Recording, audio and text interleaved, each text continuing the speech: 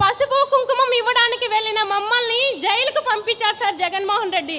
Chalk piece పట్టిన చేతిని jail కమ్మీలు పట్టేలా చేశారు సార్. ఈ రోజు అది తలుచుకున్నా నాకు చాలా బాధగా అనిపిస్తుంది సార్. 2 చిన్న పిల్లలకి 9 నెలలు మా పాపకి 9 మంత్స్ బేబీ ఉన్నా నన్ను జైలుకు పంపించారు. ఆ రోజు నేను ఏ తప్పు చేయలేదు.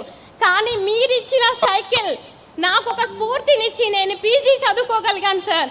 ఆ రోజు లోకేష్ అన్న గారు మేమున్నామమ్మా జైలుకి వెళ్ళొచ్చిన తర్వాత చాలా ఫీల్ అయ్యాను సార్. నేను చదువుకున్న అమ్మాయిగా మేమున్నామన్న భరోసాని నాకు కల్పించడం ద్వారా ఈరోజు నేను ఎస్ఎస్ గవర్నమెంట్స్ని స్టార్ట్ చేసి 100 మంది మహిళలకు ఉపాధి కల్పిస్తున్నాను.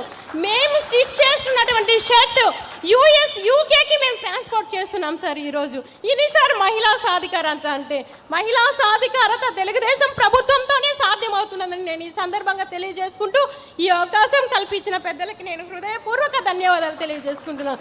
జై తెలుగుదేశం, జై చంద్రబాబు నాయుడు గారు. ఈ తీర్మానాన్ని కూడా నేను బలపరుస్తున్నాను.